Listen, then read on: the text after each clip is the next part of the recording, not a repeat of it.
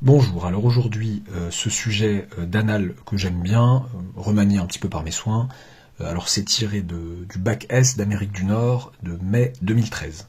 Ce que j'aime bien, c'est un mélange sympathique entre chapitres. Si vous n'avez pas fait LN, passez votre chemin, vous voyez bien qu'il y a du LN là. Vous entêtez pas. Allez vous mettre d'autres, je sais pas moi, d'autres exos sous la dent avec de l'exponentiel, il y en a notamment sur cette chaîne. Plus sérieusement, on considère la suite UN définie par U0 égale 1, et pour tout n appartenant à grand N, UN plus 1 égale racine de 2UN. Petit 1a, démontrer que pour tout entier naturel N, 0 plus petit strictement que UN, plus petit ou égal à 2. Petit b, déterminer le sens de variation de UN. Petit 2, on considère la suite Vn définie par, pour tout n appartenant à grand N, Vn égale Ln de UN moins Ln de 2. En utilisant cette suite, déterminer l'expression de UN en fonction de N. Petit 3, déterminer la limite de la suite UN. Vous pouvez vous donner, j'y ai pas beaucoup réfléchi, mais je pense que, à vue de nez comme ça, pour des petits terminals, 35 minutes peut-être, de réflexion et de recherche avant de regarder la collation, n'hésitez pas à aller jusqu'à 40 même. Et si vous avez l'impression de tenir un truc, aller un peu plus loin, c'est pas grave, mais voilà, c'est pour vous donner une idée comme ça. Voilà, on peut attaquer, démontrer que pour tant naturel n, 0 plus petit, que n plus petit ou égal à 2. Hop là, alors, si tu me mets un truc aussi peu clair, ça va pas le faire, tac, pardon. Alors, oui, l'époque bénie, où il y avait encore des sujets, où il y avait des questions à résoudre par récurrence sans que ce ne soit annoncé explicitement par le sujet. Voilà. Aujourd'hui, tout est devenu d'un morne et d'un ennui. Montrer par récurrence que, vous gâchez le plaisir. Ouais, ça y est, on sait qu'il faut montrer ça par récurrence. Bon, blague à part, parfois il est de bon ton qu'on vous guide pour le montrer par récurrence dans des questions difficiles, et gardez en tête que il se peut que vous tombiez sur une question où le truc qui vous débloque est une récurrence, mais que l'énoncé ne l'annonce pas nécessairement. Voilà, ça peut encore arriver quand même. Mais bon, là, j'ai vendu la mèche. Comment je pense à une récurrence? Bon, je me dis, écoutez les gars, j'ai UN qui est défini par une relation de récurrence, par UN plus 1 en fonction de UN et par le premier terme bien sûr, et on me demande de montrer que pour tout n, j'ai ça. Soit par un calcul direct, mais je vois pas comment faire, soit, du coup, ce que je vais essayer de faire, c'est de le montrer par récurrence. Alors, soit dit en passant, on va partir du principe que, d'autres situations, on aurait pu me demander de montrer que pour entier naturel n, UN était bien défini, et il était compris strictement entre 0, strictement supérieur à 0, inférieur ou égal à 2. Là, on part du principe que UN est bien défini en tant que suite. Alors, on va pas vous embêter là-dessus énormément, mais ce qui pourrait poser un problème, c'est que quand la relation de passage entre UN et UN plus 1 fait intervenir une fonction comme la racine carrée, qui peut poser problème, tout dépend de ce que vous lui donnez, on pourrait s'inquiéter de la positivité, de la non-positivité de l'intérieur. Or là, par récurrence immédiate, si vous avez U0 égale 1 et pour tout n, UN plus 1 égale racine de 2 UN, tous les UN sont bien définis. Voilà. Je m'étale pas énormément là-dessus, c'est pas le but du sujet. Pour une fonction comme ln, ça aurait posé un gros problème. Si U0 égale 2 par exemple, et UN plus 1 égale ln de UN, ça marche pas. Enfin, ça va pas marcher jusqu'au bout. Ln de 2 d'accord, ln de 2 passe encore.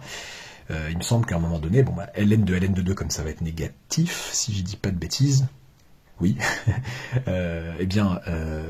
Du coup, quand je vais vouloir réappliquer ln à tout ça, on est mort, quoi. Voilà. Là, il n'y a pas de souci là. Alors, montrons par récurrence. Donc, allez, on va parler des terminales. C'est pas grave. c'est pas péjoratif, ça a l'air, mais soit pour tout n appartenant à grand N, la propriété Pn qui me dit que 0, strictement plus petit que UN, plus petit ou égal à 2. Montrons par récurrence. Je vais me permettre certaines abréviations que vous ne vous permettrez pas, bien sûr, en contrôle, que pour tout n, pour tout entier naturel n, Pn est vrai. J'exagère un peu. Pn est vrai. Ok, initialisation. Pour n égale 0. Alors, U0 c'est égal à 1. Et 1 est bien strictement plus grand que 0. Et inférieur ou égal à 2. Même strictement inférieur à 2. Donc, P0 est vrai. Ok, hérédité. Supposons que, S plus c'est pour supposons que, pour moi en tout cas, pour un certain n appartenant à grand N, Pn soit vrai. C'est-à-dire IE, UN strictement supérieur à 0, inférieur ou égal à 2, et montrons que Pn plus 1 est vrai. Vrai. IE, ouais, je rappelle ce que ça veut dire, il faudra montrer que 0 plus petit strictement que UN plus 1, qui est inférieur ou égal à 2. Bon, ça va aller, je pense. Je pense que ça devrait aller, si on sait que ça c'est vrai. Bon, là c'est le cas gentil et simple où on va construire comme ça, on va garnir. Bah, on va dire, on sait, allez, vraiment je fais du zèle, 0 plus petit que UN plus petit ou égal à 2, d'où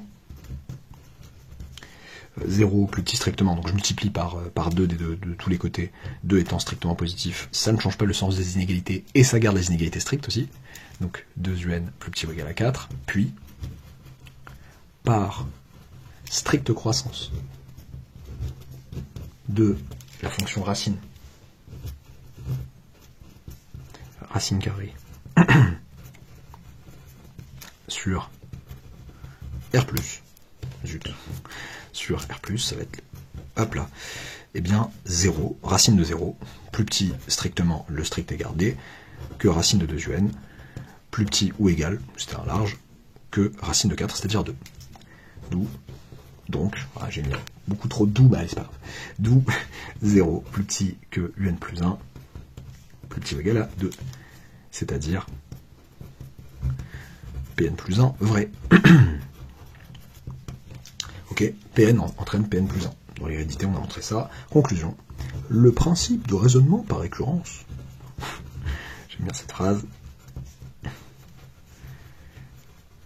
nous permet de conclure, alors c'était la prof de première qui nous disait ça, je l'ai gardé jusque-là, récurrence nous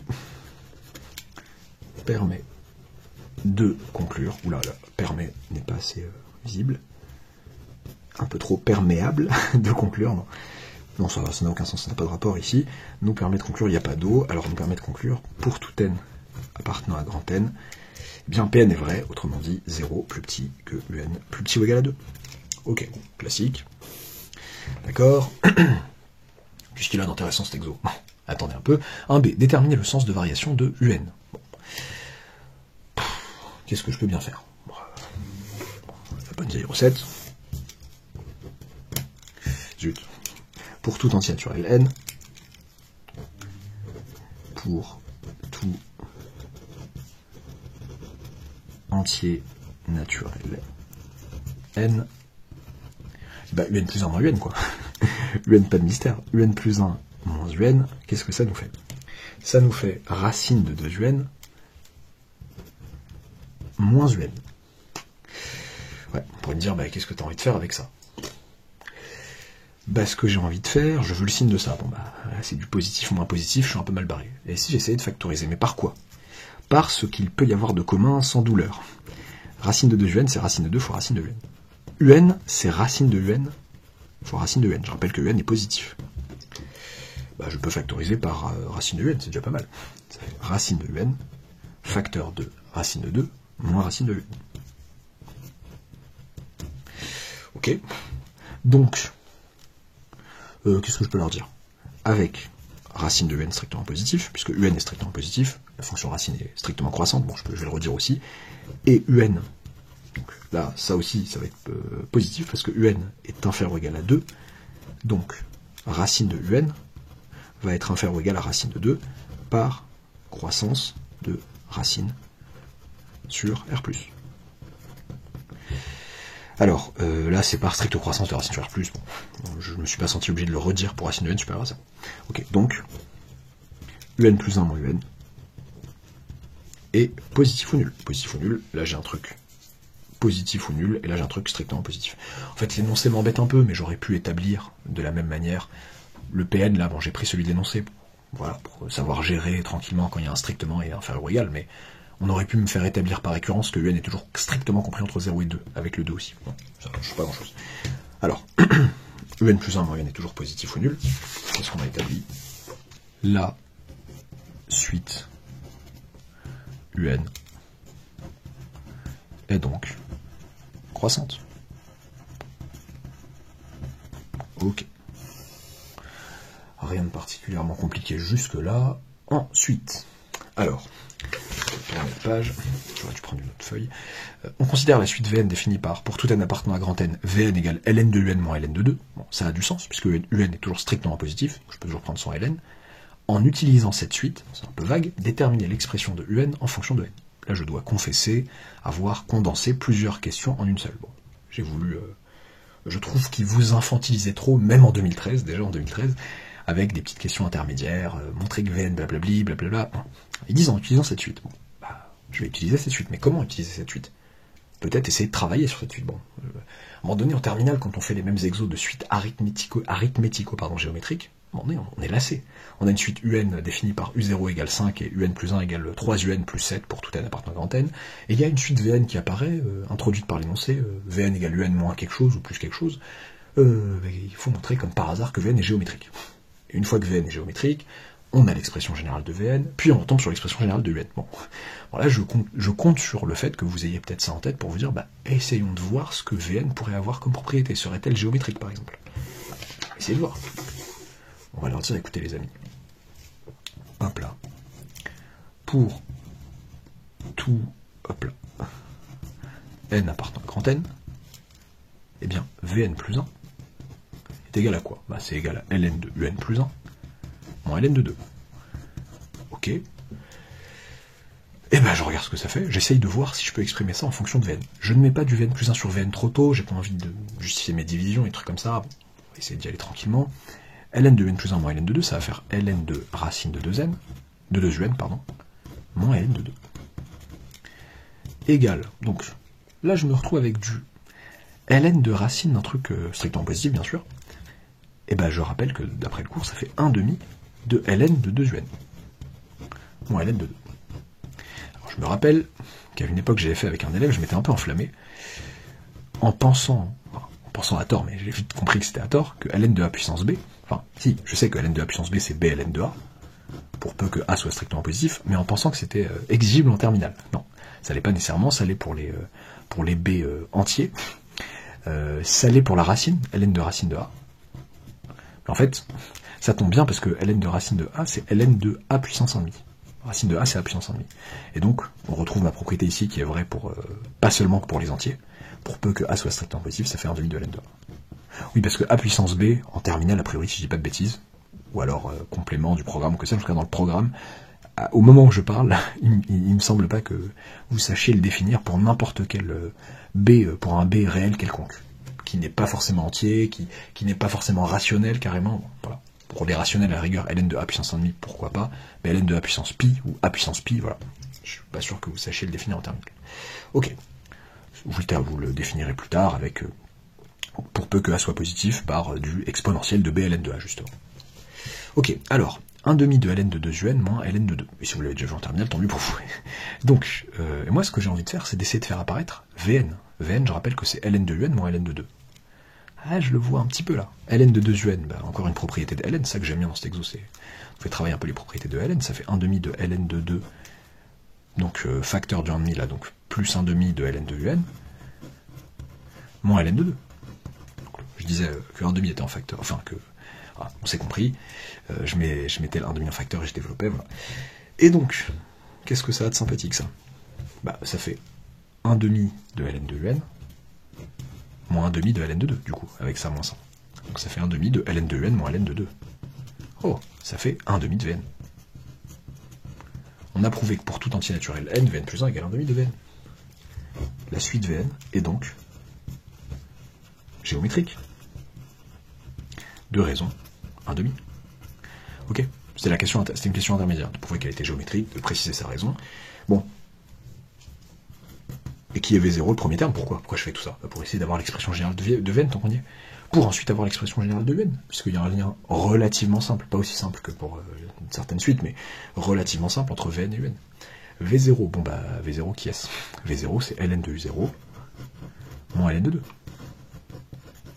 Ln de U0, U0 c'était 1, donc ça fait Ln de 1 qui fait 0 moins Ln de 2. Voilà. Plein de propriétés de Ln rappelées sympathiquement, voilà. Ok. Donc, on a l'expression générale de Vn maintenant.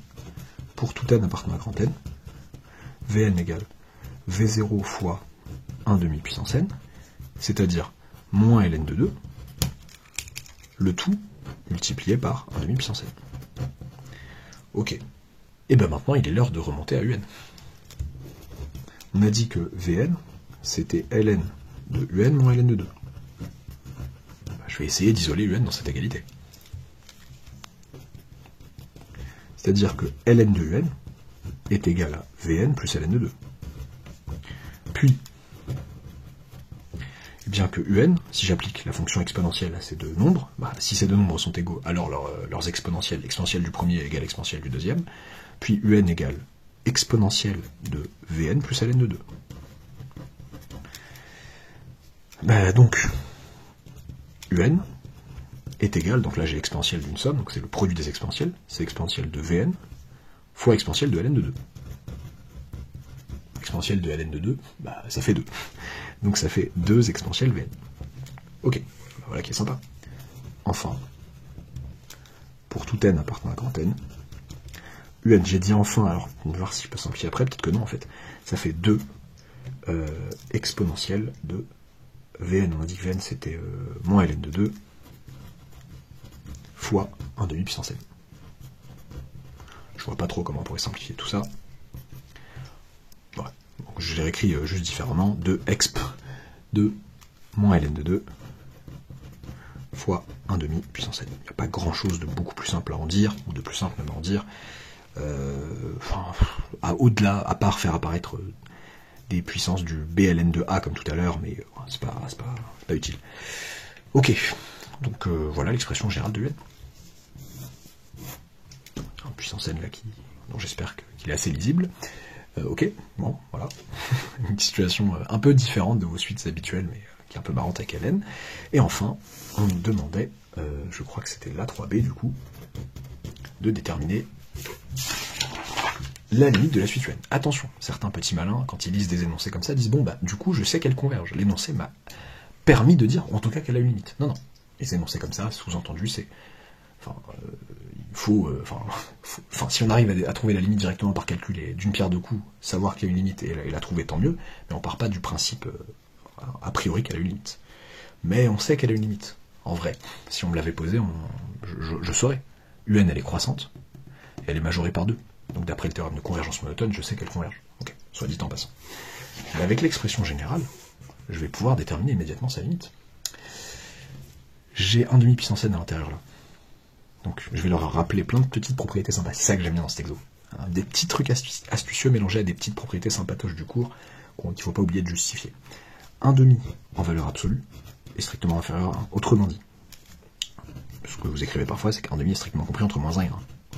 Ou alors, plus précisément ici, que 1 demi est compris entre 0 et 1 strictement, inférieur strictement à 1. Mais, pour un Q strictement compris entre moins 1 et 1, je vous rappelle que vous savez que le Q à la puissance n tend vers 0 quand n tend vers plus infini. Quand n tend vers plus infini, autrement dit la limite de 1 demi puissance n, quand n tend vers plus infini est égal à 0. Ok, d'accord. Puis, par produit de limite, moins ln de 2 fois 1 demi puissance n tend vers 0 quand n tend vers plus infini. Constante fois cette limite. Je me permets d'aller un peu vite là-dessus. Ah, et après, je vais appliquer exponentielle à tout ça. L'intérieur tend vers 0. J'ai bien envie de dire que ça va tendre vers exponentielle de 0, qui est 1. Pour ce faire, je vais rappeler que la fonction exponentielle est continue sur R, si je veux, ou alors directement en particulier en 0. En particulier en 0. Je rappelle que si j'ai un qui tend vers L, si j'ai an qui tend vers L quand n tend vers plus infini, et f continue en L, ces deux hypothèses me permettent d'en déduire que f de an tend vers f de L lorsque n tend vers plus infini. Ok, d'où donc exponentielle de moins ln de 2 fois 1 demi puissance n, tout ça, ça va tendre lorsque n tend vers plus infini vers exponentielle de 0, qui n'est autre que 1. Enfin, par un dernier petit produit de limite, parce qu'il y a un 2 devant, limite quand n tend vers plus infini de un est égal à 2. Je sais que un converge et que sa limite, c'est 2. Voilà. Voilà. Exercice, bon, la difficulté plutôt encadrée. Bon, pas très, il n'y a pas de truc vraiment difficile en soi. Bon, je vous ai compliqué un peu la vie par rapport à l'énoncé originel en vous le condensant ici. Voilà, pas les questions intermédiaires. Pour vous forcer un peu à prendre des initiatives dans la 2, mais j'espère que ça vous aura quand même plu, que vous n'êtes pas en larmes, je pense pas. Abonnez-vous si ce n'est pas encore fait, activez la petite cloche des notifications, et à bientôt pour une nouvelle vidéo.